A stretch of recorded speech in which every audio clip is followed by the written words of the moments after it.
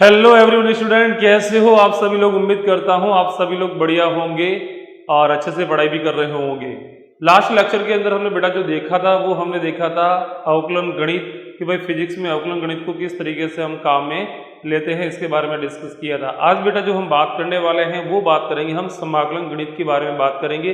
भाई समाकलन गणित होता क्या है और उसका फिजिक्स में किस तरीके से आपको उपयोग करना है, ये सारी चीज़ें आज की वीडियो के अंदर हम देखेंगे। तो वीडियो के अंत तक बेटा जरूर बने रहिएगा। समाकलन से संबंधित जितने भी आपके डाउट है या जो कोई कॉन्सेप्ट है आपके वो आज क्लियर होने वाले हैं आज की वीडियो के अंदर, तो वीडियो के एंड तक आप बने रहना। तो मैं मंगलसूत्र आप सभी का बहुत बहुत स्वागत, आदाब, अभिनंदन इस्तेमाल करता हूं आपके अपने प्यारे से खूबसूरत से अच्छे से डिजिटल प्लेटफॉर्म मेंटोर मंगल पे। ओम मंगलम मंगलम, ओम मंगलम मंगलम, ओम मंगलम मंगलम। समाकलन गणित देखिए बेटा, जो हमने अवकलन गणित के अंदर भी मैंने आपको एक जो प्रीवियस मेरा जो वीडियो आया था उसके अंदर मैंने आपको अवकलन गणित के बारे में समझाया था, ठीक है। तो वहाँ पे एक मैंने फंक्शन को भी समझा था कि फंक्शन क्या होता है, मतलब फलन क्या होता है, इसके बारे में मैंने डिस्कस किया था। और मैंने वहाँ पे एक फंक्शन भी लिखा था, यानी कि फलन लिखा था वो y का एक मैंने फलन लिखा था y का जो x के रूप में था। फलन का मतलब सीधा सीधा हम इस तरीके से भी समझ सकते हैं कि y का एक आपको फॉर्मूला दिया जाएगा और ये फॉर्मूला आपको x के रूप में दिया जाएगा, ठीक है। जैसे आपको दे दिया फॉर्मूला मैंने y बराबर साइन x, y बराबर कॉस x, y बराबर एक्स स्क्वायर, y बराबर 2x स्क्वायर, y बराबर एक्स क्यूब है या फिर y बराबर x प्लस ए का होल स्क्वायर है। मतलब कुल मिलाकर कहीं ना कहीं फॉर्मूला है वो x की फॉर्मेट में होना चाहिए। तो हम बोलेंगे कि जो y है वो x के रूप में एक फंक्शन है, एक फलन है। मतलब कहने का मतलब ये है कि y होगा वो x पर डिपेंड करेगा, ठीक है। तो हमने यहाँ पर मान लिया कोई फंक्शन है, माना कोई फलन है अपने पास में, माना कोई फलन fx है, ठीक है। fx है, f ऑफ x है, जो y का फलन है। तो हम लिखेंगे y is equal to, y क्या है, फंक्शन है। किसका फंक्शन है, x का। और वो कोई भी फंक्शन हो सकता है, मतलब फॉर्मूला हो सकता है x की फॉर्मेट में। तो बेटा हम उसका एक ग्राफ बनाएंगे, ठीक है। मैं इसका ग्राफ बनाता हूँ, आप समझना है, अच्छे से समझेंगे इस चीज को आज की वीडियो के अंदर। तो मैं क्या करूँगा बेटा, यहाँ पर एक ग्राफ बनाता हूँ कि y बराबर fx, जैसे आपको दे दिया y बराबर x, तो एक सरल रेखा बनेगा जो कि मूल बिंदु से पास होगा। आपको दे दिया y बराबर एक्स स्क्वायर, यानी कि एक परवलय बनेगा। तो वो डिपेंड करेगा कि जो ग्राफ आएगा वो कैसा भी आ सकता है, डिपेंड करेगा फंक्शन पे, मतलब फॉर्मूले पे डिपेंड करेगा। मान लिया अपनी मर्जी से कोई भी मैंने मान लिया कि वो जो ग्राफ आ रहा है y और x के बीच में, यहाँ पर हम लिखेंगे y अक्ष, बेटा यहाँ पे लिखने वाले हैं हम y अक्ष, और यहाँ पर बेटा हम लिखेंगे x अक्ष, ठीक है। तो हमने यहाँ पर ग्राफ बनाया और ग्राफ मैंने मान लिया कि कुछ इस तरीके से निकल के आ गया, ठीक है। और मैं बोलता हूं, आपसे एक सवाल पूछता हूं कि ये जो मैंने ग्राफ बनाया है, ये ग्राफ मैंने y का बनाया, ठीक है। तो इस ग्राफ के द्वारा x अक्ष के साथ में घेरा गया क्षेत्रफल कितना होगा, ये मैं आपसे सीधा सीधा सवाल पूछ रहा हूं। तो आप बेटा क्या करोगे, x अक्ष के साथ में घेरे गए क्षेत्रफल से मतलब होता है कि इसका प्रारंभिक बिंदु है और ये इसका अंतिम बिंदु है। तो हम क्या करेंगे, प्रारंभिक बिंदु से एक लाइन यहाँ पर खींचनी है आपको, एक अंतिम बिंदु से यहाँ पर एक लाइन खींचनी है। इसके द्वारा ये जो घेरा गया क्षेत्रफल होगा ना बेटा, ये हमारे को ज्ञात करने के लिए बोला गया है। तो ये हमारे को ज्ञात करना है कि भाई क्षेत्रफल कितना होगा, इस क्षेत्रफल का मान निकालिए। अब इसका क्षेत्रफल हम बेटा कैसे निकालेंगे, देखो यदि फंक्शन मतलब कोई ग्राफ है वो इस तरीके से बेटा निकल के आता तो कोई भी कर लेता इसको। जैसे मैंने बोल दिया कि कोई ग्राफ है बेटा वो इस तरीके का निकल के आ रहा है, मैंने मान लिया कि यहाँ पर y एक्सिस है और यहाँ पे बेटा x एक्सिस है, और मैं बोलता हूँ कि एक ग्राफ है वो ऐसा है अपने पास में, और मैं बोलता कि इस ग्राफ के द्वारा x अक्ष के साथ में घेरा गया क्षेत्रफल कितना होता। तो आप क्या करते बेटा, यहाँ से एक लाइन खींचते, एक लाइन आप यहाँ से खींचते। अरे खींचते कि नहीं खींचते, बोलो हाँ या ना, ऐसे होता ना। अरे कोई शक वाली बात इसमें, ठीक है ना, ऐसे ही। अब मैं बोलता कि ये वाला क्षेत्रफल कितना होगा, ये मैं आपसे एक सवाल पूछ रहा हूँ कि इसका क्षेत्रफल कितना होगा। तो ये तो बेटा कोई भी बता सकता है, गली गली में बच्चा बता सकता है। कैसे, कैसे स्टूडेंट से मैंने बोला, किसी लाले से पूछा कि भाई बताइए लाला कि इसका ये जो क्षेत्रफल कितना होगा, तो वो बोलेगा सर ये इसका आंसर तो मैं निकाल सकता हूँ। कैसे निकालूंगा? कि देखिए ऐसा कर लेते हैं, एक लाइन में यहां से खींच लेता हूं, तो एक तो मेरे पास में बन जाएगा त्रिभुज और एक मेरे पास में बन जाएगा आयत। तो मैं ऐसा करूंगा, त्रिभुज का क्षेत्रफल निकाल दूंगा, आयत का क्षेत्रफल निकाल दूंगा, दोनों का टोटल कर दूंगा, मेरे पास में आंसर आ जाएगा। यानी कि वो यहां से उसका आंसर निकाल सकता है जब इस टाइप का आपको ग्राफ दे रखा है। कोई बड़ी बात नहीं है, इसमें आराम से आप कैलकुलेट कर सकते हो, आराम से आंसर निकाल सकते हो। जैसे आपको ग्राफ ऐसा भी दिया जा सकता था, जैसे मैंने बोला कि एक ग्राफ ऐसा दिया हुआ है, बताइए इस ग्राफ के द्वारा एक्स अक्ष के साथ में घिरा गया क्षेत्रफल कितना होगा। तो ये तो भाई गली गली में बच्चा कर रहा है इसको, यहां से आप एक लाइन खींचोगे, ठीक है ना। आप क्या करोगे, ये वाला क्षेत्रफल निकालना है। अरे बड़ा सिंपल है, ये तो क्या दिख रहा है, आयत दिख रहा है। आयत का क्षेत्रफल तो हम निकाल सकते हैं ना, फॉर्मूला होता है लंबाई इंटू चौड़ाई। अरे ये लंबाई मान लो, ये चौड़ाई मान लो, आपका आंसर आ जाएगा। ठीक है, आप इस कंडीशन में भी इसका क्षेत्रफल निकाल लोगे, इस कंडीशन में भी इसका आप क्षेत्रफल निकाल लोगे, लेकिन लाला आप फंस गए। अब की बार क्या फंस गए कि ग्राफ यदि इस टाइप का दे रखा है, फिर हम कैसे क्षेत्रफल निकालेंगे इस अक्ष के साथ में घेरा गया क्षेत्रफल। अब दिमाग में कोई आइडिया नहीं आ रहा, सर क्या करें। ऐसा हमारे पास में कोई, ये तो पता नहीं क्या बन रहा है, न तो आयत बन रहा है, न त्रिभुज बन रहा है, पता नहीं क्या बन रहा है, ये तो समझ में नहीं आ रहा। तो हम क्या करेंगे बेटा, इसका भी एक तरीका है क्षेत्रफल निकालने का। हम क्या करेंगे, ये जो क्षेत्रफल आपको यहां से लेकर के यहां तक दिया गया है, इस क्षेत्रफल को अनेक छोटे छोटे टुकड़ों में मैं डिवाइड करूंगा, अनेक छोटे छोटे से टुकड़े में बना लेता हूं। देखो एक टुकड़ा मैंने ये बना लिया, अब इसका क्षेत्रफल निकालो। मान लेता हूं कि इसकी जो लंबाई है यहां से यहां तक, ये वाली जो चौड़ाई है वो मैंने मान लिया dx है। कितनी है? dx है। और ये वाली इसकी जो लंबाई है वो मैंने मान ली y है। कितनी है? y1 मैंने मान ली, y1 है। ठीक है, इसी प्रकार एक टुकड़ा मैंने और बना लिया यहां पे। आप इसका क्षेत्रफल निकालो, यानी कि मैं क्या कर सकता हूं, इस पूरे का मान निकालने के लिए इसे अनेक छोटी छोटी पट्टियों में बांट सकता हूं, बहुत सारी पट्टियां बनाऊंगा। क्योंकि जब आप एक पट्टी बनाओगे ना बेटा, एक पट्टी आपको क्या दिखेगी, एक आयत के जैसी दिखेगी। अरे ये आयत के जैसे दिखेगी कि नहीं दिखेगी, जिसकी चौड़ाई कितनी होगी dx, अरे लंबाई कितनी होगी y1, जो भी होगा, y होगा तो y लिखेंगे, y1 होगा तो y1 लिखेंगे, y2 होगा तो y2 लिखेंगे। अरे बेटा होगा ना ऐसे, यानी कि ये क्या बन गया, एक छोटा सा आयत। कैसा बना? छोटा सा आयत। ये भी क्या बना? छोटा सा आयत। ये भी क्या बना? छोटा सा आयत। ये भी कैसा बना? छोटा सा आयत। ये भी क्या बना? छोटा सा आयत। यानी कि हम क्या करेंगे, यहां से लेकर के यहां तक आपको क्षेत्रफल निकालना है। तो एक तरीका मेरे पास में ये हो सकता है कि मैं क्या करूं, यहां से लेकर के यहां तक का जो कुल क्षेत्रफल है, इसको मैं अनेक छोटी छोटी पट्टियों में बांट देता हूं, और प्रत्येक पट्टी का जो मतलब जो चौड़ाई होगी, बहुत छोटी चौड़ाई लेनी है, जिसको हम dx से लिखेंगे। क्योंकि x अक्ष पर आएगी ना चौड़ाई, तो हम x अक्ष का ही मान लिखेंगे, dx छोटी सी चौड़ाई है।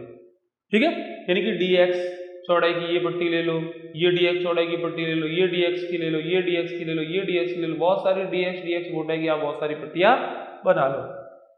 इनकी जो भी लंबाई आएगी वो लंबाई निकालोगे। जैसे इस पट्टी की लंबाई y1 है, इस पट्टी की लंबाई y2 है, इस पट्टी की लंबाई y3 है, इसकी y4 है, इसकी y5 है। यानी कि हम क्या करेंगे, एक तरीका ये हो सकता है कि एक बहुत सारी छोटी पन्नियां बनाओगे, और जितनी भी छोटी पन्नियां बनाओगे वो एक आयत के जैसी आपको दिखेगी, उसका आप क्षेत्रफल निकाल सकते हो। क्योंकि एक आयत का क्षेत्रफल होता है लंबाई इंटू चौड़ाई। इसका निकालो, इसका निकालो, सभी का क्या कर दो, टोटल कर दो। ठीक है, आप टोटल करके इसका आंसर निकाल भी लोगे। लेकिन ये क्षेत्रफल बहुत बड़ा है, आप कब तक करते जाओगे, इसके छोटे छोटे टुकड़े करोगे और सभी टुकड़ों का मान निकालते जाओगे, आपको एक लंबा टाइम लगेगा, सुबह से शाम तक हो जाएगी। हो सकता है बड़ा क्षेत्रफल हो तो आपको बहुत काफी टाइम भी लग सकता है। तो हम इस तरीके से बेटा नहीं करेंगे। हम क्या करेंगे, देखो इसमें से किसी एक पन्नी का क्षेत्रफल निकाल लेंगे, किसी भी एक पट्टिका का आपको क्षेत्रफल निकालना है। कोई भी ले सकते हो, यहां से लेकर के यहां तक बीच वाली कोई भी एक पट्टी ले लो, आप उसका क्षेत्रफल निकालो। ठीक है, जैसे मैंने बीच में से एक पट्टी उठा करके ये वाली ले ली, जैसे ये वाली मैंने ले ली, ये वाली ले ली। ठीक है, ये मैंने पट्टी एक ले ली। यहाँ पे इसकी मैंने चौड़ाई मान ली, कितनी चौड़ाई है, dx चौड़ाई है। कितनी है, dx। और इसकी मैंने लंबाई मान ली, कितनी है, y है। तो मैं इस छोटी सी पन्नी है वो मेरे को एक आयत की जैसी दिखेगी, तो इसका मैं क्षेत्रफल निकाल सकता हूँ। क्षेत्रफल का फॉर्मूला बनेगा लंबाई इंटू चौड़ाई। लंबाई पे क्या है y, चौड़ाई पे क्या है dx, तो इसका क्षेत्रफल निकल के आ जाएगा। तो मैं लिखूंगा dx अल्पांश मोटाई वाले भाग का क्षेत्रफल वो बेटा क्या निकल के आएगा, वो बेटा निकल के आएगा, अरे क्षेत्रफल भी एक छोटा सा निकल के आएगा, ठीक है ना। पर वो कितना निकल के आएगा, तो हम लिखेंगे लंबाई कितना, अरे आयत के जैसा दिखेगा ना बेटा। तो फॉर्मूला होता है आयत का क्षेत्रफल निकालने का, वो होता है लंबाई इंटू चौड़ाई। लंबाई कितनी है y के बराबर, चौड़ाई कितनी है dx के बराबर, तो y इंटू dx निकल के आएगा कि नहीं आएगा, बोलो हाँ या ना। अरे कोई शक वाली बात, अरे कोई शक वाली बात नहीं ना, ठीक है। तो y dx आ जाएगा, ठीक है। अब इसका भी निकालोगे y dx आएगा, इसका भी निकालोगे y dx आएगा, इसका भी y dx यानी कि सभी का आपको क्या करना है, योग करना है। तो हम इस तरीके से योग नहीं करेंगे, हम किसी एक पन्नी का क्षेत्रफल निकाल लेंगे और उसका क्या कर देंगे, इंटीग्रेशन कर देंगे। इंटीग्रेशन का मतलब ही होता है छोटे छोटे अल्पांशों का योग करना, ठीक है। सम आकलन का मतलब होता है छोटे छोटे टुकड़ों का योग करना। तो हमने किसी एक टुकड़े का क्षेत्रफल निकाल दिया और इसका क्या कर देंगे, इंटीग्रेशन कर देंगे, समाकलन कर देंगे, वहां से आंसर आ जाएगा, है ना। बहुत बढ़िया मेथड है, बहुत अच्छा मेथड है कि नहीं है, यानी बड़ा आसानी से आंसर निकल के आ जाएगा। तो हम लिखेंगे इसका y dx, तो अब लिखेंगे पूरे ग्राफ द्वारा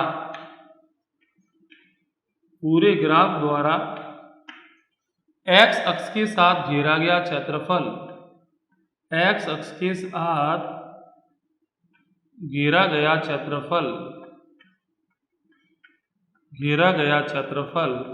वो बेटा निकल के आएगा।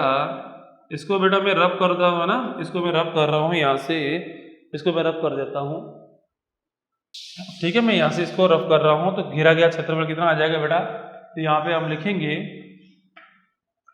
अरे कुल एरिया, तो लिखेंगे a इज इक्वल टू, वो इंटीग्रेशन यानी कि समाकलन करना पड़ेगा। अरे छोटे टुकड़े का क्षेत्रफल y dx होता है, तो इसका समाकलन कर दो, इसको बोला जाता है समाकलन। क्या बोलते हैं इसको बेटा बोला जाता है कि जो भी छोटे छोटे क्षेत्रफल निकल के आ रहे हैं उन सभी का हम समाकलन कर रहे हैं। समाकलन का मतलब ऐसे छोटे छोटे क्षेत्रफल, और एक भाग का क्षेत्रफल इतना होगा ना, इसका भी y dx सभी का आएगा, सभी का टोटल करना है। तो ऐसे अपन को सभी का अलग अलग नहीं निकालेंगे, किसी यहाँ से लेकर के यहाँ तक किसी एक पन्नी का क्षेत्रफल निकाल दो, उसका क्या कर दो, इंटीग्रेशन कर दो, तो यहाँ से लेकर के यहाँ तक आपका कुल आंसर निकल के आ जाएगा, और इसी को बोला जाता है समाकलन।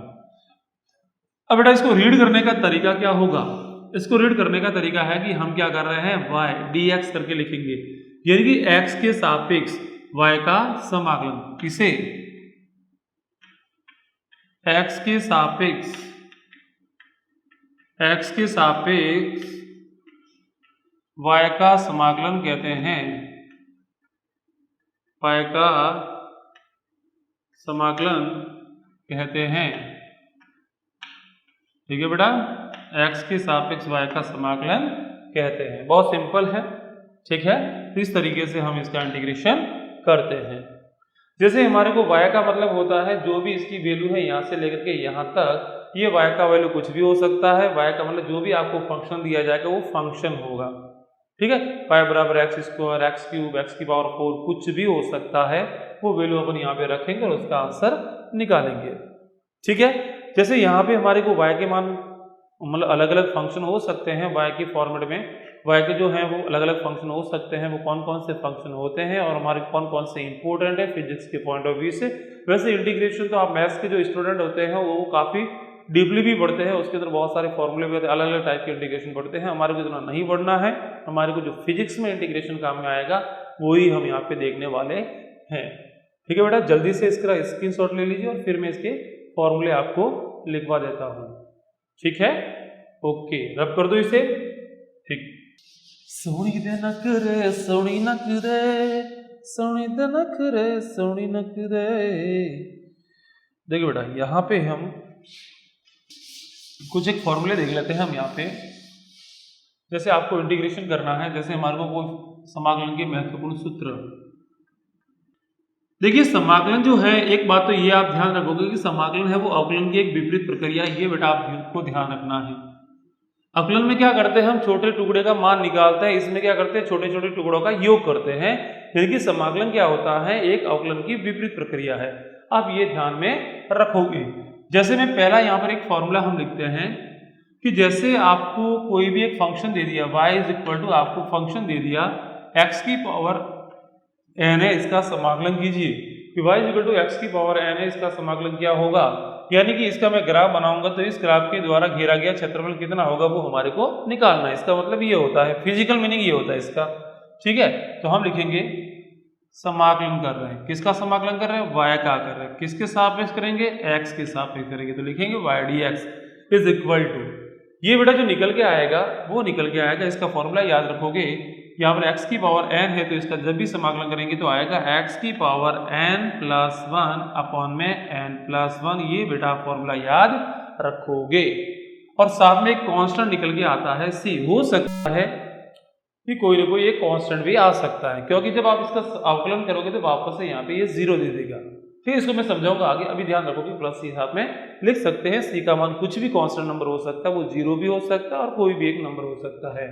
ठीक है, दूसरा एक फॉर्मूला बेटा आप ये भी ध्यान रखोगे कि y इज इक्वल टू, हाँ यहाँ पे आपको बेटा ध्यान रखना है कि n की जो वैल्यू है वो नॉट इक्वल टू -1 होनी चाहिए। ऐसा नहीं कि n की वैल्यू -1 है और आप फिर उसका समाकलन ये लिखोगे, नहीं, क्योंकि n की वैल्यू -1 होते ही यहाँ पर आप -1 रखोगे, -1 प्लस 1 0 बनेगा और किसी भी संख्या में 0 का भाग देने पर आंसर इन्फिनिटी आता है और गणित में इन्फिनिटी नाम की कोई संख्या नहीं होती है, अनिर्धार्य रूप होता है, हाइपोथेटिकल चीज है, इमेजिनरी नंबर होता है, ऐसी कोई संख्या नहीं होती है, ये ध्यान रखोगे।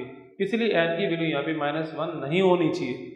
अब कोई लाला या लाली मेरे से सवाल कर सकता है कि सर यहाँ पर n की वैल्यू है वो -1 हो जाए तो फिर उसका एक अलग से फॉर्मूला है कि n की वैल्यू आप -1 रखोगे तो x की पावर -1, x की पावर -1 को नीचे भेजोगे तो बनेगा 1 बटा में x बनेगा, और 1 बटा x होता है वो उसका समाकलन होता है वो होता है log x। ध्यान रखोगे, यानी कि हमारे को 1 अपॉन x दिया गया है तो इसका ध्यान रखोगे समाकलन जो होगा y dx वो कितना आएगा, log e की बेस में x आएगा और साथ में एक कांस्टेंट भी लिखोगे। आप लिख भी सकते हो और नहीं भी लिख सकते, ठीक है ना।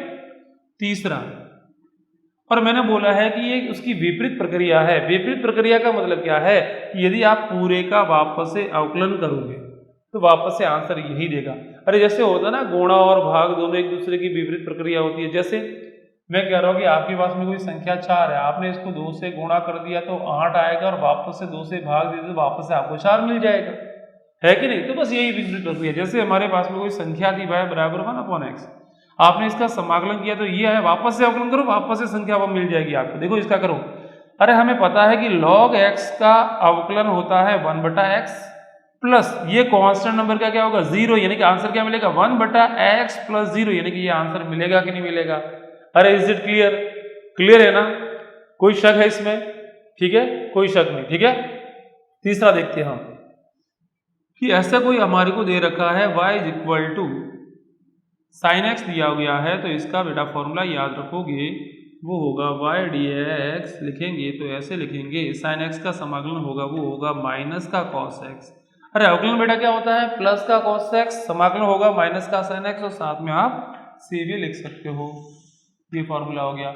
एक फॉर्मूला और देखते हैं हम, चलो हमारे को दिया गया है y is equal to cos x, क्या दे रखा है cos x, तो इसका समाकलन जब भी आप करोगे तो लिखोगे बेटा y dx is equal to cos x का हो जाएगा। देखो cos x का अवकलन क्या होता है माइनस का sin x, तो यहाँ पे होगा प्लस का sin x, ये आप ध्यान रखोगे, प्लस का sin x और साथ में क्या आ जाएगा बेटा c आ जाएगा। एक फॉर्मूला हम ये भी ध्यान में रखेंगे, y is equal to e की पावर x दिया गया है तो इसका जब भी आप समाकलन करोगे y dx करोगे तो वो आंसर हमारे को देगा e की पावर x प्लस c, क्योंकि e की पावर x का अवकलन भी e की पावर x होता है तो समाकलन भी यही होगा, उल्टी प्रक्रिया है। एक फॉर्मूला इसका आप ये भी याद रख सकते हो कि जहां कहीं पे भी आ गया, जैसे sec square x, y is equal to क्या आ गया sec स्क्वायर x आ गया, तो इसका जब भी आप समाकलन करोगे बेटा तो समाकलन जो बेटा निकल के आएगा वो इसका समाकलन निकल के आएगा tan x प्लस c, क्या आएगा बेटा tan x प्लस c। क्योंकि हमें पता है कि 10x का अवकलन sec स्क्वायर x होगा तो sec स्क्वायर x का समाकलन 10x होगा। आगे हमारे एक फॉर्मूला ये भी ध्यान रखना है आपको, cosec स्क्वायर x दे रखा है। क्या दे रखा है? cosec square x। तो इसका जो समाकलन करोगे बेटा तो वो समाकलन निकल के आएगा, याद करो cot x का होता है लेकिन वहां पे माइनस आता तो यहाँ पे प्लस है, तो आगे हम लगा देंगे cot x प्लस c। ये बेटा फॉर्मूला निकल के आ गया। ठीक है, ये फॉर्मूले आपको सारे याद होने ही चाहिए इंटीग्रेशन करने के लिए। और बेटा हमारे पास में कौन सा बचा हुआ? हाँ बेटा, एक हमेशा ये ध्यान रखना कि 1 का जो समाकलन होगा, जैसे हम बात कर रहे हैं फॉर्मूला नंबर 8, यदि y इज इक्वल टू 1 दे रखा है यानी कि कोई एक कांस्टेंट नंबर दिया हुआ है, वहां पे याद करो अवकलन कांस्टेंट नंबर का अवकलन 0 होता है, जबकि यहाँ पर कांस्टेंट आपको 1 दे दिया। इसका जब भी हम समाकलन करेंगे तो इसको हम ऐसा का ऐसा लिखेंगे 1 को, और जिसके सापेक्ष कर रहे हैं उसको लिखेंगे हम। जैसे मैं 1 का कर रहा हूँ x के सापेक्ष तो आंसर आएगा x, मैं 1 का कर रहा हूँ t के सापेक्ष तो आएगा t, मैं 1 का कर रहा हूँ z के सापेक्ष तो आंसर आएगा z। हम यहाँ पर कर रहे हैं x के सापेक्ष, तो यहाँ पे जो आंसर बेटा निकल के आएगा वो कितना निकल के आ जाएगा? वो आएगा x आ जाएगा। कितना आ जाएगा? और x प्लस साथ में c लिख सकते हैं। ठीक है, ये कहाँ से आया? ये वाला जो आंसर आया ना वो बेसिकली यहीं से आया, इसी फॉर्मूले से आया। कैसे? देखो इसको मैं प्रूव करता हूँ। ठीक है, जैसे मैं एक सवाल दिया बेटा आपको, मैंने सवाल दे दिया कि y is equal to X की पावर आपको दे रखा है 7, इसका समाकलन कीजिए। तो बेटा ये तो गली गली में बच्चा कर रहा है, ये तो हर लाला और लालिया कर रही है, जितने भी शेर और शेरनियां हैं वो भी इसको कर रही हैं, मेरे प्यारे प्यारे रसगुल्ले भी कर रहे हैं इसको। ठीक है, इसका हम समाकलन करेंगे तो लिखेंगे y dx, तो इसे लिखेंगे हम हाँ x की पावर 7। देखो यहाँ पर क्या है, x की घात में कुछ भी n दे रखा होता है तो उसका हमारे पास में फॉर्मूला देखो, यहाँ पर x की घात 7 है, यानी कि ये वाला फॉर्मूला यहाँ पे सेट हो सकता है, तो मैं ये वाला फॉर्मूला यहाँ पे सेट करूंगा। देखो पावर कितनी है? n है, तो हम क्या लिखते हैं? n प्लस 1, यानी कि एक घात को जोड़ देते हैं और जो ऊपर होता है वही नीचे लिखते हैं। यहाँ पर भी ऐसे ही करेंगे। अरे पावर कितनी है? 7, एक जोड़ो तो कितना आएगा? x की पावर 8/8। ये बेटा आपका आंसर निकल के आएगा और साथ में लिख लेंगे प्लस c। बहुत सिंपल है, ये इस तरीके से आपको करना है जैसे मैंने आपको सवाल दे दिया। ठीक है ना, y इज इक्वल टू 1, इसका समाकलन करो। सर इसका तो फॉर्मूला ही पता नहीं है, या तो आपने ऐसा कुछ फॉर्मूला लिखवाया ही नहीं है। चलो यहाँ पे लिखवाया तो, लेकिन ये जो फॉर्मूला है बेसिकली यहीं से निकल के आया। कैसे आता? देखो, क्या मैं 1 को इस तरीके से लिख सकता हूँ क्या? अरे क्या मैं 1 को इस तरीके से लिख सकता हूँ कि x की पावर 0 करके? हमें पता है कि किसी भी संख्या की पावर 0 होती है वो आंसर कितना होता है? 1 होता है। बेटा ये आप ध्यान रखोगे, यानी कि मैं अब ये वाला फॉर्मूला यहाँ पे सेट कर सकता हूँ। कैसे करेंगे सेट? अरे कर सकते हैं ना, तो हम कैसे लिखेंगे? देखो n का मान कितना है बेटा? 0 है। कितना है n का मान? 0। तो हमें पता है फॉर्मूला क्या होता है? n प्लस 1, यानी कि 0 प्लस 1 अपॉन में 0 प्लस 1। अरे 0 प्लस 1 कितना होगा? 1। यहाँ पे भी कितना आएगा? 1, यानी कि x की घात 1/1, यानी कि किसी भी संख्या में 1 का भाग दोगे तो वही मिलेगा, यानी कि x की पावर 1। अरे x की पावर 1 को आप लिख भी सकते हैं और नहीं भी लिखोगे तो अंडरस्टूड है कि उसकी घात कितनी रही होगी? 1 रही होगी। यानी कि देखो ये आंसर आ गया x की पावर 1 प्लस c। क्लियर है कि नहीं? यानी कि वो आंसर यहीं से निकल के आया, तो आप डायरेक्ट ये भी वैल्यू याद रख सकते हो। हमेशा ध्यान रखना, जैसे आपको कोई सवाल दे रखा है बेटा इस तरीके से, y is equal to 7 x की पावर 6 दिया हुआ है, ये जैसे आपको सवाल दे दिया, तो बेटा इसका हमारे को समाकलन करना है तो हम लिखेंगे y 7। देखो x की पावर 6 है। देखो जो कांस्टेंट होता है ना, यदि इसके गुणा में कोई कांस्टेंट आ रहा है तो कांस्टेंट को हम एज इट इज रखेंगे, उसके साथ में कोई छेड़छाड़ी नहीं करनी है, उसको ऐसा कैसा बाहर ले लो, तो मैंने बाहर लिख दिया। x की पावर 6 यानी कि x की पावर 6 है, यानी कि फॉर्मूला ये वाला अप्लाई होगा, तो मैं क्या लिखूंगा? n प्लस 1 अपॉन में n प्लस 1, यानी कि इसकी एक घात जोड़ दो, यानी कि x की घात 7। और हमें पता है कि जितनी ऊपर घात होती है, देखो n प्लस 1 होगा तो नीचे भी n प्लस 1 आएगा, यानी कि ऊपर 7 होगा तो नीचे भी कितना आएगा? 7। 7 से 7 कैंसिल हो गया, आंसर क्या मिला? x की पावर 7 प्लस c। ये बेटा हमारे पास में आंसर निकल के आया। तो ये भी बेटा आप ध्यान में रखोगे कि यदि कोई भी किसी का भी हम समाकलन कर रहे हैं, उसके गुणा में कोई कांस्टेंट, उसको एज इट इज हम ऐसा का ऐसा लिखते हैं और उसके पीछे जो दे रखा होता है उसका हम समाकलन करते हैं और वहां से हमारा आंसर आ जाता है। ठीक है, बहुत सिंपल चीजें हैं ये। बेटा रब कर दो जल्दी से, इसके स्क्रीनशॉट ले लीजिए और मैं इसको फिर रब करता हूँ। ले लिया, ठीक है। जीने के हैं 4 दिन, ओ बाकी है बेकार दिन, ओ जाए जाए फिर ना जाए, जब नी फिर ना आए। देखो बेटा, हमारे को करना एक सवाल, क्या करना, एक सवाल। तो करते हैं एक सवाल। देखो सवाल ये दिया हुआ है y is equal to √x दिया गया है, इसका समाकलन कीजिए। अब करके दिखाऊं, जल्दी से स्क्रीन को पॉज कर लीजिए, जल्दी से इसका सॉल्यूशन निकालिए, आंसर क्या निकल के आता है आपका। करते हैं y dx। अरे फॉर्मूला वही सेट करना है आपको, x की अंडर दे रखा है, अंडर का मतलब होता है x की घात 1/2, ठीक है। अब हो जाएगा, यानी कि मैं इसको लिख सकता हूं x की पावर 1/2, यानी कि n का मान कितना दिया हुआ है लाला बोल, 1/2 दे रखा है कि नहीं, तो हम लिखेंगे x n + 1/n + 1, यानी कि n का मान 1/2 + 1 लिखेंगे, अपॉन में 1/2 + 1 लिखेंगे और साथ में c लिखेंगे। तो यहाँ से आंसर आएगा x की पावर 3/2 अपॉन में 3/2 + c। ये बेटा आंसर निकल के आ गया, ठीक है। जैसे मैंने सवाल पूछा होता आपको, इसका आंसर बताओ आप जल्दी से बेटा। y = 1/√x दे दिया आपको, इसका आंसर बताओ। शुरू ने तो ऐसा फॉर्मूला लिखवाया ही नहीं कि नीचे में √x वगैरह कुछ आता है, तो ये तो फॉर्मूला पता नहीं। अरे भाई बावड़े आदमी, नीचे दे रखा है तो उसको ऊपर तो भेज सकते हैं ना, पावर माइनस में हो जाएगी, फिर इसका फॉर्मूला आप सेट कर सकते हो, x की पावर n वाला है ना। तो हम लिखेंगे इसे y dx, और इसको हम कैसे लिख सकते हैं, इसे लिखेंगे x की घात 1/2, ऊपर भेजोगे तो क्या होगा x की घात -1/2। अब तो मैं कर सकता हूँ ना इसका समाकलन, अब हो जाएगा, ठीक है। वही फॉर्मूला n + 1/n + 1, अरे n का मान कितना, -1/2, तो +1 अपॉन में जो ऊपर होता है वही हम पूरा का पूरा नीचे लिखते हैं। तो -1/2 + 1 कितना आ जाएगा, तो यहाँ से हम सॉल्यूशन लिखेंगे तो बेटा वो आएगा हमारे पास में x की पावर +1/2 अपॉन में 1/2, सॉरी 1 आएगा यहाँ पे, है ना, 1/2, तो इसको ऊपर भेज दो तो आंसर आएगा 2√x।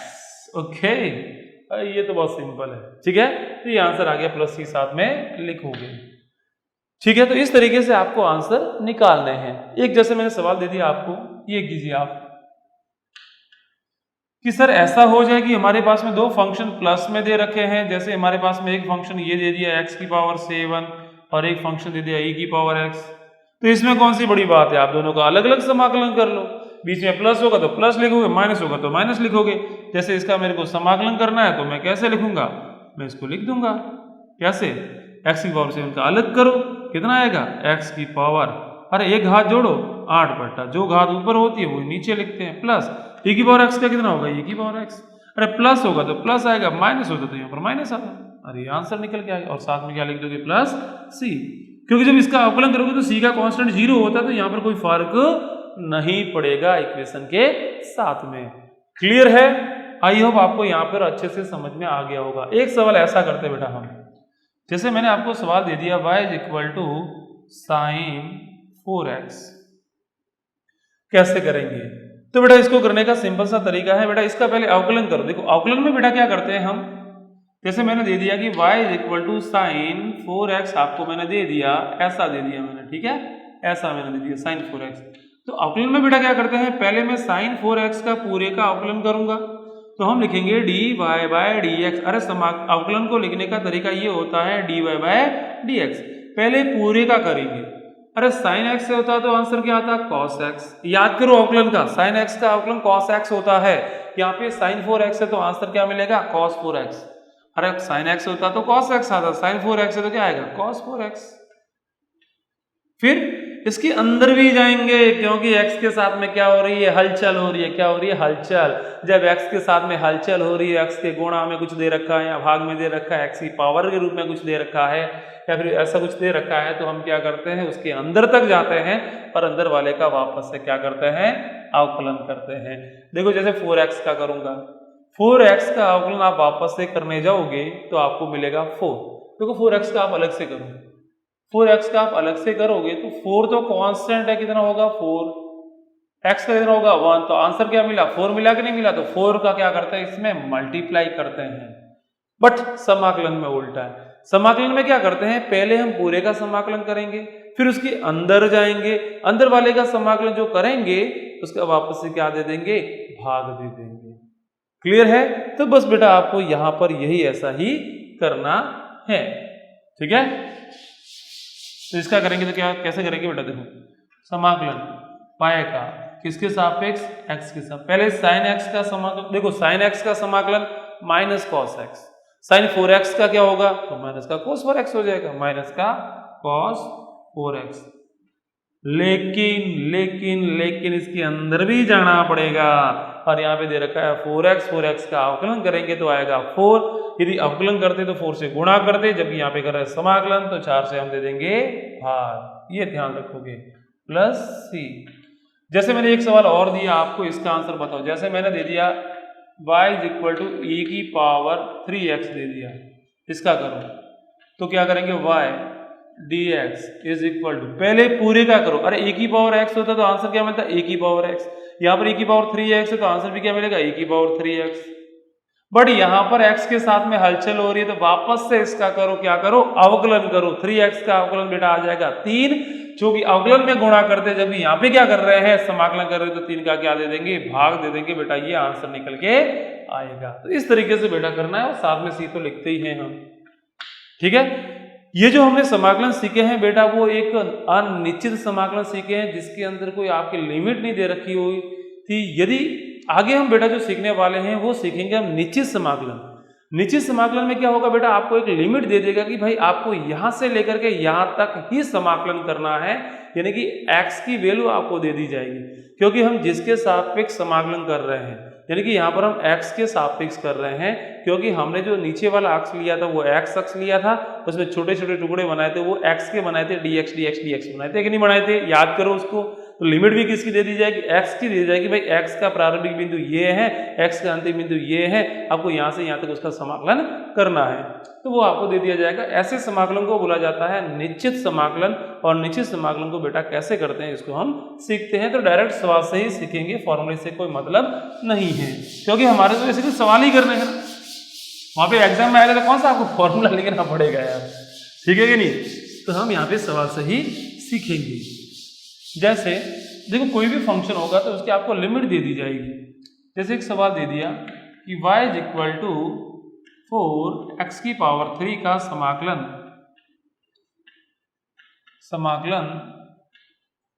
x = 0 से x = 2 तक कीजिए, ये दे दिया आपको 2 तक कीजिए। तो इसे बोला जाता है निश्चित समाकलन, यानी कि फिक्स लिमिट दे दी कि आपको यहां से यहां तक ही करना है। तो ऐसे समाकलों को कैसे लिखते हैं हम, देखो समाकलन किसका करना है, y का करना है, किसके सापेक्ष x के सापेक्ष, कहां से कहां तक करना है, यहाँ पे लिखेंगे निम्न सीमा, यहाँ पर रखेंगे उच्च सीमा, ये लिमिट रखने का तरीका है। और किसके सापेक्ष कर रहे हैं हम बेटा, x के सापेक्ष कर रहे हैं, तो लिमिट भी किसकी यहाँ पे रखेंगे, x की रखेंगे। यदि मैं t के सापेक्ष करता तो लिमिट भी किसकी रखता, t की रखता। z के सापेक्ष करता तो लिमिट भी किसकी रखता, z की रखता। यहाँ पर x का मान हाँ निम्न सीमा कितनी है 0, यहाँ पर रखते हैं निम्न सीमा, और उच्च सीमा कितनी है 2, तो यहाँ पे लिखेंगे उच्च सीमा 2। ये लिखने का तरीका होता है समाकलन, भाई 0 से लेकर के 2 तक करना है और y का करना है x के सापेक्ष। क्या आएगा बेटा, हाँ y का मान यहाँ पे रखो इसका, यानी कि 4x3 इसका समाकलन करना है। अरे 4 कांस्टेंट है, एज इट इज लिखो, x की घात 3 का समाकलन करो, क्या आएगा x की घात 4/4। अरे एक घात जोड़ देते हैं, यानी कि 3 में 1 जोड़ा 4, जितना ऊपर होता है उतना ही नीचे भी आता है। याद करो फॉर्मूला n+1, x की पावर n+1 अपन में n+1, तो यहाँ पे लिखेंगे x की पावर 4/4। अरे 4 से 4 कैंसिल हो गया, तो आंसर क्या मिला x की पावर 4। अब ये जो लिमिट होती है ना, वो लिमिट भी अपन साथ में लिखते हैं बेटा, यहाँ पे ध्यान रखना, आप 0 से लेकर के कहाँ तक कर रहे हैं, 2 तक कर रहे हैं, तो यहाँ पे भी लिखेंगे हम 0 से लेकर के 2 तक। क्लियर है, ठीक है। तो बस अब लिमिट को रखने का तरीका क्या है, यहाँ पे रखना है लिमिट को। अरे जिसके सापेक्ष करते हैं लिमिट भी उसी की जगह रखेंगे, यानी कि x के सापेक्ष करते हैं तो लिमिट भी आपको x की जगह ही रखनी है। बताओ x का मान कितना है, उच्च सीमा रखेंगे पहले, फिर करेंगे माइनस, फिर रखेंगे निम्न सीमा। देखो जैसे उच्च सीमा कितनी है 2, तो x की जगह रखूंगा 2, तो 2 की घात 4 माइनस फिर x का मान कितना है 0 तो लिखेंगे 0 की घात 4 और बड़ी बॉक्स में लिखूंगे। अरे 2 की घात 4 कितना होता है 16, 0 की घात 4 कितना हुआ 0, आंसर क्या मिला 16, तो ये इसका आंसर आ गया। बस निश्चित समाकलन का कोई ना कोई आंसर एरिया निकल के आ जाएगा। तो इस तरीके से आपको करना है। जैसे मैंने बेटा आपको एक और सवाल दे दिया, जैसे मैंने बोल दिया कि y इज इक्वल टू आपको एक समाकलन करना है और समाकलन आपको करना है दे देता हूं मैं, जैसे दे दिया x की पावर 3 का समाकलन कीजिए और समाकलन की लिमिट भी दे दी आपको, x का मान दे दिया 1 से लेकर के x बराबर 2 तक आपको करना है। चलो भाई समाकलन करने का तरीका हम लिखेंगे y यानी कि y का समाकलन किसके सापेक्ष x के सापेक्ष कर रहे हैं। तो यहाँ पर y की वैल्यू कितनी है x की घात 3, इसका समाकलन करेंगे तो कितना आएगा n+1 बटा n+1 यानी कि 3 में एक घात जोड़ दो अपॉन में उतनी ही संख्या का भाग दे दो यानी कि x की घात 4 बटा 4। तो बेटा इसकी लिमिट भी दे रखी है, लिमिट कहाँ से कहाँ तक दे रखी है, निम्न सीमा कितनी है 1, उच्च सीमा कितनी है 2, यहाँ पे रख दो। तो ऐसा कैसा यहाँ पर भी करेंगे, जो आंसर आता ना सॉल्व करने के बाद में उसको लिखेंगे बड़े बॉक्स में और यहाँ पे लिखेंगे 1 और यहाँ पे लिखेंगे 2। तो यहाँ पर जो आंसर आएगा बेटा वो उसी को भी आप ऐसा ही लिखना है x की घात 4 बटा 4 और लिमिट है 1 से लेकर के 2 तक, इसको सॉल्व करना है। देखिए ये जो 4 है ना 4 कांस्टेंट होगा, आप इसको बाहर ले लो, ऊपर 1 रहेगा 1/4। लिमिट कैसे रखेंगे बेटा, लिमिट रखने का तरीका मैंने बता रखा है। पहले रखेंगे ऊपर वाली लिमिट, अरे ऊपर कितना है 2 तो x की जगह रखो 2 यानी कि 2 की घात 4 माइनस फिर नीचे वाली लिमिट रखेंगे यानी कि 1 की घात 4 लिखो आप 1 की घात 4। तो आंसर बेटा यहाँ से निकल के आएगा 1/4 इंटू 2 की घात 4 कितना हुआ 16, 16 में से 1 गया, अरे 1 की घात 4 तो 1 होगा ना, 16 में से 1 गया यानी कि 15। आंसर बेटा निकल के आ जाएगा 15/4, कितना आएगा 15/4 और यही हमारा आंसर है। तो इस तरीके से बेटा समाकलन को करते हैं। तो आई होप आपको ये वीडियो जरूर पसंद आया होगा और जितने भी आपके समाकलन से संबंधित जो डाउट है वो आपके एकदम से कंप्लीट हो गए होंगे। और यदि किसी को फिर भी किसी को ऐसा लगता है कि सर इसमें थोड़ा बहुत मेरे को समझ में नहीं आया है तो वो कमेंट बॉक्स में जरूर लिखना, मैं वापस से उसको मैं अलग से समझा दूंगा, ठीक है। तो बेटा आपको यदि वीडियो पसंद आया है तो इसे लाइक करें, शेयर करें और चैनल पे पहली बार है तो चैनल को सब्सक्राइब जरूर करें ताकि और भी वीडियोस बनाने के लिए मुझे मोटिवेशन मिलता रहे। तो बच्चा पार्टी आज के लिए इतना ही, आप सभी लोगों का बहुत बहुत धन्यवाद। It's not a game, it's a rich thing.